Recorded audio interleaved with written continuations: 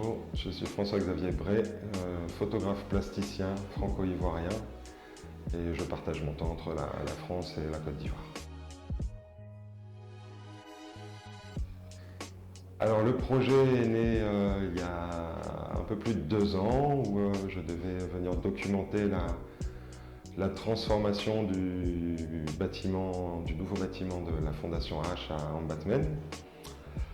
Et la pandémie a fait que le projet a mis un peu plus de temps à se mettre en place et finalement est devenu beaucoup plus large. L'idée de travailler sur le patrimoine architectural, bien sûr, est restée au cœur du projet. Et donc ça s'est passé en plusieurs temps, donc un premier temps en janvier.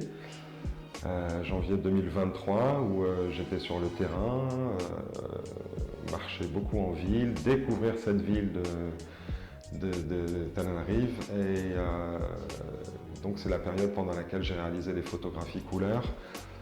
Période pendant laquelle aussi il pleuvait, donc je profitais de ces temps pour aller aux archives nationales et collecter la partie archives. Voilà. Eh ben, Louvre Héritage, donc l'héritage est au cœur du projet, donc il y a vraiment cette idée de patrimoine au départ, mais c'était aussi l'idée de la transmission et de finalement ajouter un chapitre, de marquer un temps particulier à Tananarive. Et par cette exposition et par cette réouverture d'un bâtiment qui est fermé depuis 2007, voilà, c'est à la fois partager un bâtiment et partager des photographies qui habitent ce bâtiment.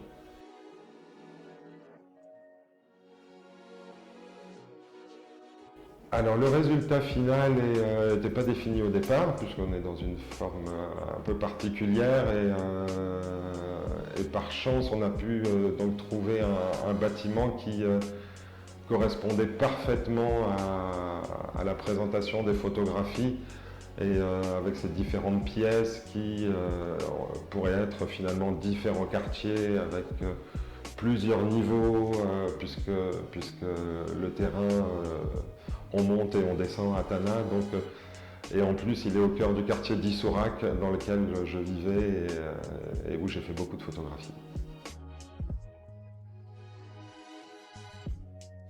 Ben, cette résidence, elle m'a apporté beaucoup sur le plan humain aussi, de découvrir ben, voilà, un territoire et un peuple que je ne connaissais pas, ou un peu parce que j'ai des amis malgaches. Et après, sur le plan photographique, c'est le fait de travailler sur un type de territoire qui est complètement nouveau pour moi. Donc, il y a aussi beaucoup de liaisons avec l'Afrique de l'Ouest, avec laquelle je suis beaucoup plus familier, mais voilà, il y a des réelles connexions, et puis je pense que le travail réalisé à Tana à Madagascar pourra résonner ailleurs sous une autre forme.